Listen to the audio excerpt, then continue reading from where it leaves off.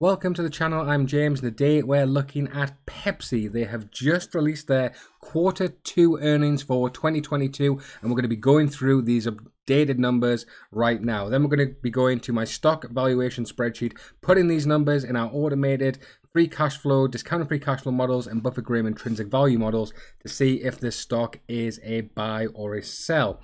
So what's happening with Pepsi? Well, it's currently at $170 a share, and very surprisingly, it's beating the market over the last year. Pepsi is up 14% and the market is down 12%. So is this the right time to buy? That is the question I'm going to answer for you today.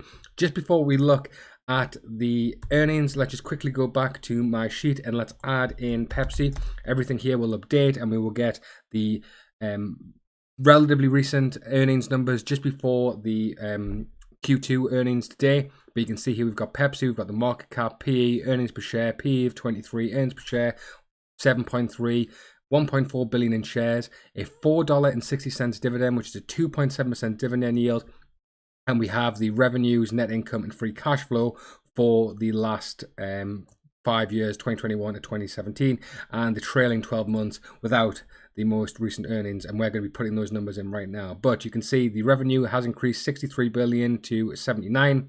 Net income 4.9 to 7.6. You can see the year-over-year growth. But the net income has been a little bit all over the place, but the revenue has been steady. And free cash flow 7.1 billion to 7 billion. So they haven't been able to generate much more free cash flow, but you can see everything else is trending in the right direction. Now, if we update this value to see the 250 day, you can see the chart will update and we will get the percentage it's done in the last 250 days, which is about 8%. If we just take this chart a little bit further to 1,000 days, we will get, you can see all there. There's the COVID crash, there's the crash in 2019, and here we are at the most recent times.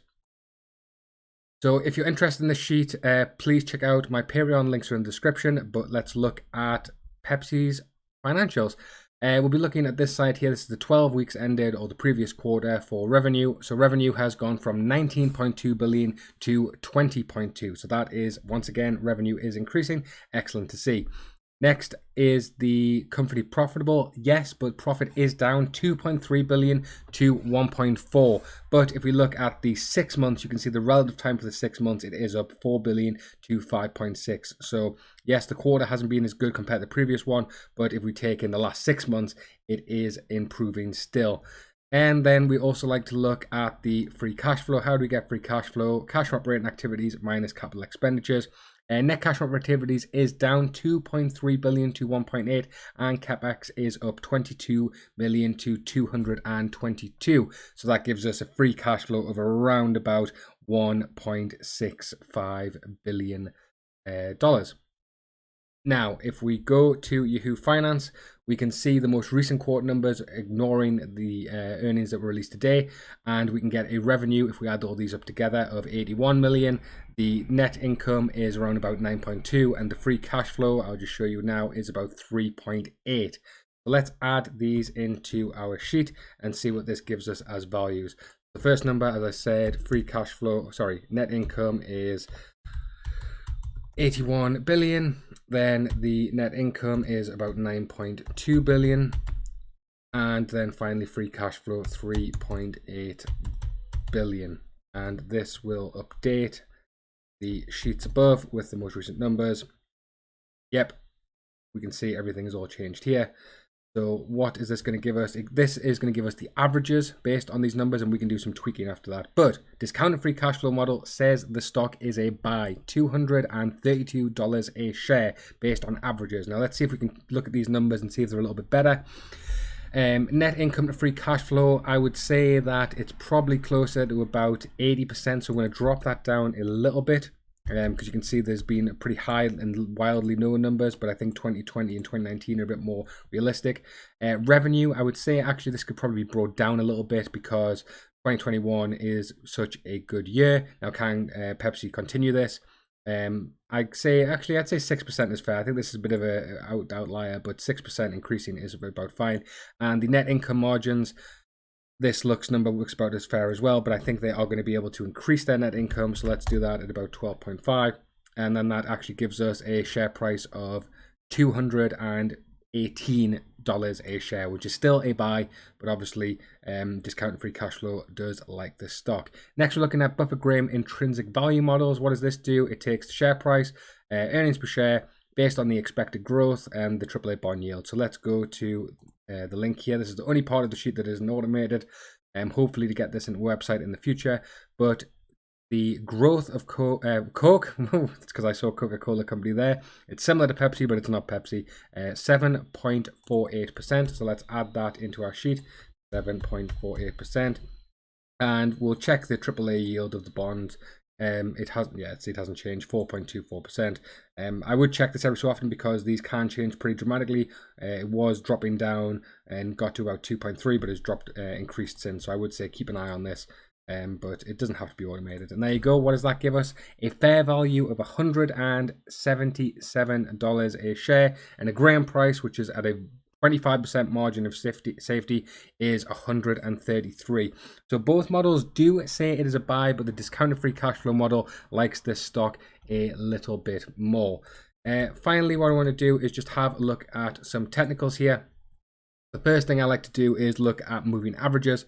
So we have the 50-day in green, the 100-day in yellow, and a 200-day, which is a longer moving average, in the red. So what are we seeing right now? Well, the price has broken through all three of the major moving averages, which would be a massive buy signal. If we go back in time when Coke, I've done it again, sorry, it's because I do associate Coke and Pepsi quite a lot here. When Pepsi drops below the 200-day moving average, you can see it doesn't drop for long and it has a sharp rise back up. So if it was to drop below back into this sort of 160 region again, that would be a massive buy signal, but it's pushed through. Now if we compare it, Pepsi did go on a big bull run there, touched the point of support before rising up again. So it has often bounced off the shorter moving averages there, so look out for that.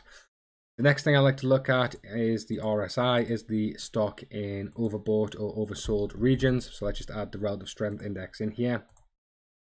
You can see right now it is trending kind of towards the middle, but going towards on the overbought side. But if we see what Pepsi has been doing, it's not normally oversold and shoots back up. So it has been sort of in this pattern pretty consistently for the last year, and is nowhere near touching its previous highs in terms of overbought. So I think this still has some room to grow. And finally, we want to look at the MACD, which is the moving average convergence divergence. And what are we seeing here? Well, a lot of bullish signs once again. The MACD line and signal line have crossed the 0 point and they've crossed each other, which is displayed by the green histogram here. What has Pepsi done in the past? You can see that it's normally been on that move and then there's a sell signal once the lines cross again. It's pretty been consistent. So if you would have sold here, you would have bought again a bit lower down. That would have been a good buy time. You would have sold at the peak here. You would have bought, that would have been the best time. You would have bought at that point there and read up all the way and sold at this point, and that would have been $144 to $150 a share. Once again, if you are to buy, there's still room for this to grow. The momentum is slowing, but you could definitely buy and hold for a bit longer, then sell and wait for the next line to cross. Right guys, thanks for watching. Please give a like on the video. Consider subscribing if you're not already. Check out my Patreon for the automated stock valuation spreadsheet. There'll be updates that I'll be doing constantly. And catch you guys next time.